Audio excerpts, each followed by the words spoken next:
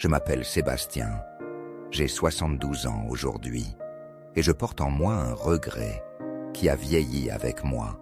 Quand j'avais 26 ans, j'étais jeune, beau, ambitieux et terriblement stupide. Je voulais briller, réussir vite, impressionner. Je vivais dans un quartier populaire de Kinshasa, et dans ce quartier, il y avait un trésor que je n'ai pas su reconnaître. Elle s'appelait Hortense. Ce n'était pas la plus belle du coin, ni la plus maquillée, ni la plus moderne. Mais elle avait un cœur rare. Elle m'aimait profondément. Elle priait pour moi, croyait en moi-même quand je n'étais rien. Elle cousait mes chemises à la main. Elle partageait son pain avec moi. Elle m'appelait mon roi, même quand je n'avais rien à lui offrir. Mais moi, j'étais aveuglé.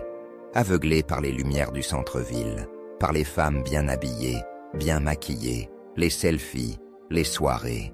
Je me disais, quand je réussirai, je mériterai mieux une vraie femme de niveau, une femme qui fait rêver. Et puis, je l'ai rencontrée. Benita, grande, peau claire, silhouette de mannequin. Elle sentait bon, parlait bien, avait des contacts. Quand elle m'a souri, j'ai cru que ma vie commençait. J'ai quitté Hortense sans explication. Je n'ai rien dit, juste un silence, un abandon. Et avec Benita, au début, tout semblait magique. Soirée, photos, voyage. Mais très vite, le masque est tombé.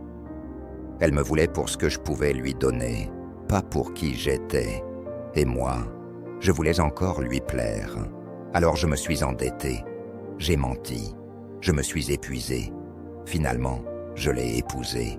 C'était la plus belle fête du quartier. Tous les regards étaient sur elle. Elle dansait comme une reine. Et moi, j'étais fier, mais vide à l'intérieur. Tu sais pourquoi? Parce que je sentais déjà qu'elle n'était pas là pour les bonnes raisons. Rapidement, la maison est devenue froide. Benita ne parlait pas beaucoup. Elle exigeait, critiquait, mais ne partageait rien. Et puis un jour, j'ai perdu mon travail. Je suis rentré, inquiet, fragile. Et elle m'a dit, « Je n'ai pas épousé un pauvre. Bouge-toi ou je pars. » Et elle est partie. Un matin, sans un mot, juste une lettre sur la table. « Tu n'es plus l'homme qui me faisait rêver. » Ce jour-là, j'ai compris la différence entre une femme qui t'aime et une femme qui te consomme. Quand j'ai voulu retourner vers Hortense, c'était trop tard. Elle s'était mariée à un homme simple, mais qu'il aimait comme elle le méritait. Je l'ai croisée un jour au marché. Elle tenait un enfant dans ses bras, l'autre à la main.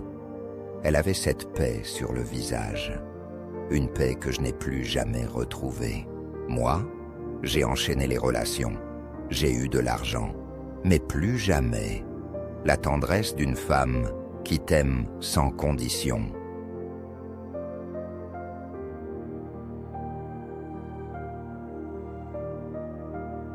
Mon fils, écoute bien maintenant, je vais te parler comme un père parle à son fils, pas pour te juger, mais pour t'éviter de pleurer plus tard.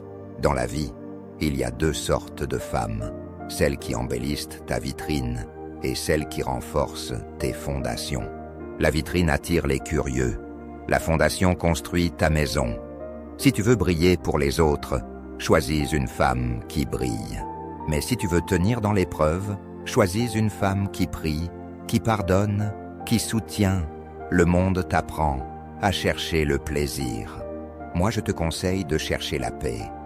Beaucoup de jeunes épousent des corps, puis divorcent des cœurs, parce qu'ils n'ont pas compris que l'amour ne se mesure ni aux courbes, ni aux vêtements, mais à la capacité d'aimer dans le silence, dans le manque, dans la difficulté. Regarde comment une femme parle de ses parents. Regarde comment elle agit quand elle est en colère. C'est là que tu verras son vrai visage. Et surtout, n'épouse jamais une femme pour la changer. Tu n'es pas Dieu.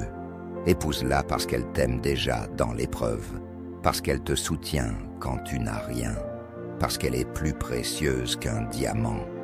L'amour, ce n'est pas la Saint-Valentin, ni les selfies, ni le sexe, ni les voyages.